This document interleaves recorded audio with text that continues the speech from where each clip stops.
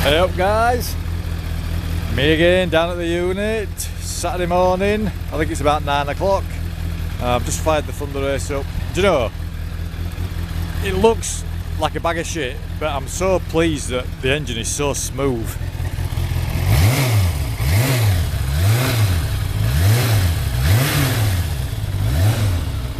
So I'm going to definitely, I think, put the side panels back on.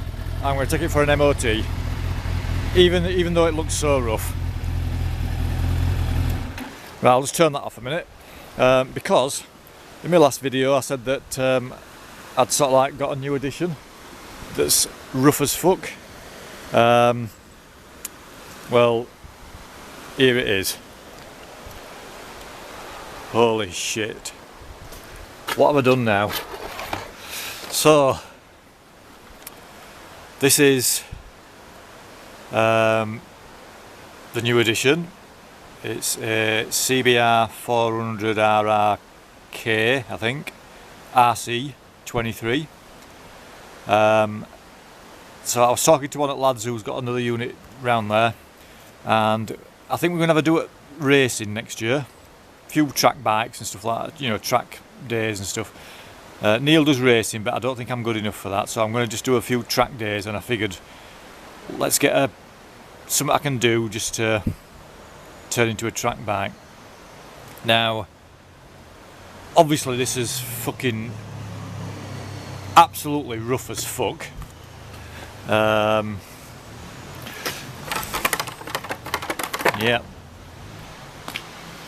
Yep, fucked.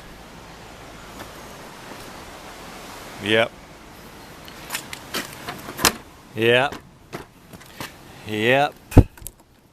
Knackered.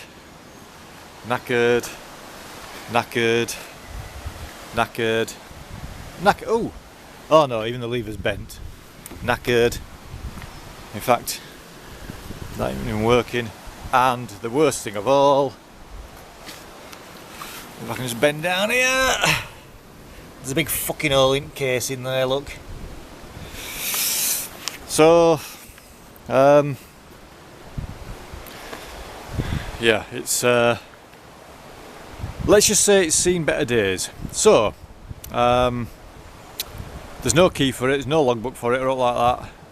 I'm going to send off for the logbook.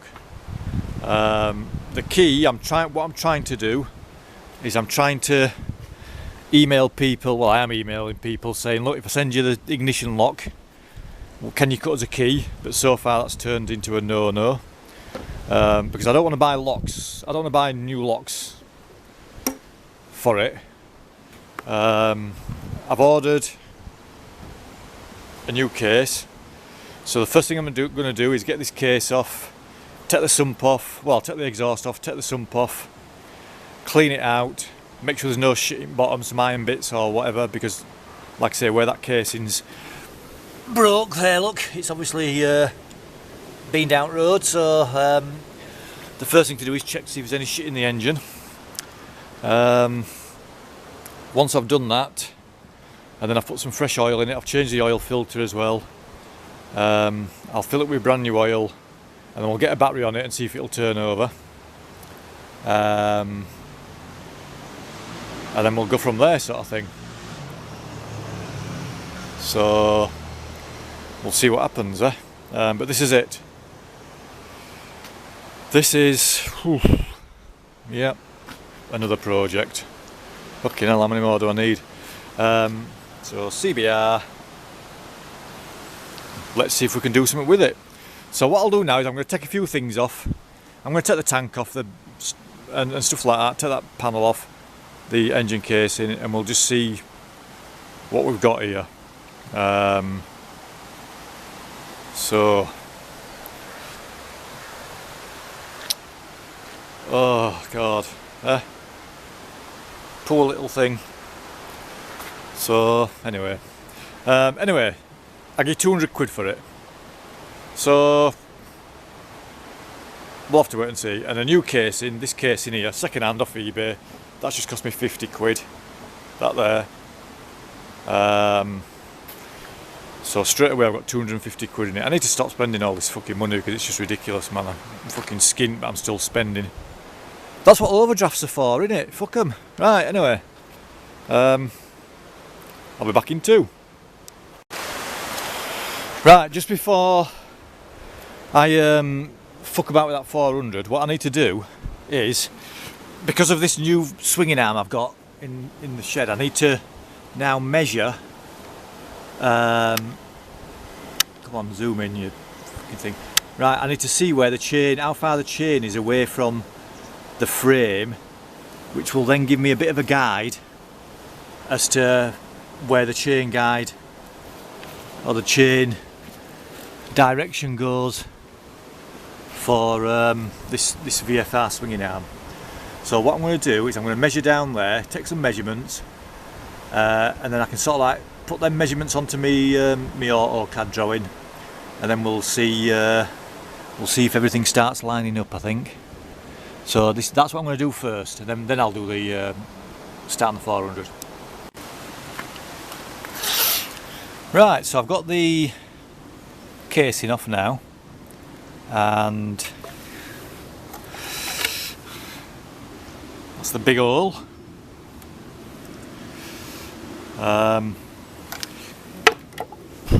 So this isn't damaged. Fucking, I've forgotten what they're called now. Anyway, stator or something like that in it. So that's not damaged, and as you can see, the engine turns over. So thank God that isn't seized, because I'm assuming that when it went down road, all the oil came pissing out. So that's good.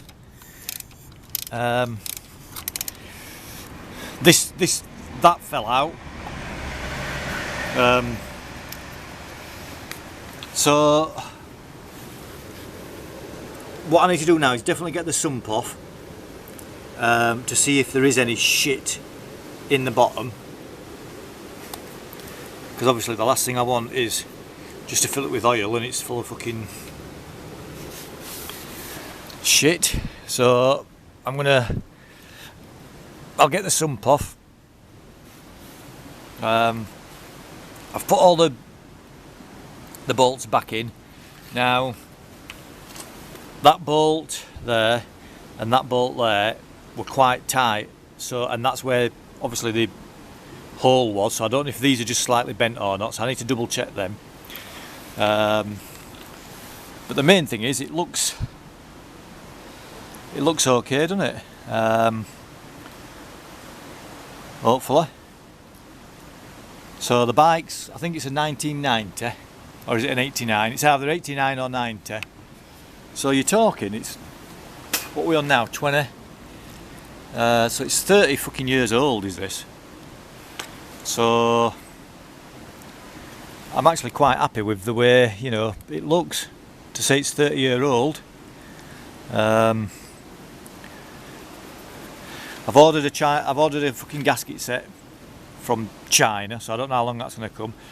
It was going to cost me 10 quid to buy a sump gasket from the UK.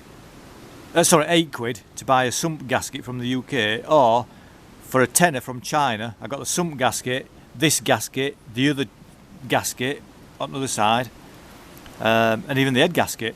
So fuck it. So all I need is this gasket here and then the other gasket on the other side, for the generator or whatever it is on the other side, and the sump. I'm not bothered about the head gasket, I'm not going to touch it, because this, when I'm turning it over, you can actually, I can feel the compression and I can hear it, so that's good. Right, this is going to have to be quick because my fucking batteries are going in the camera, so I'll see what I can do and I'll get back to you.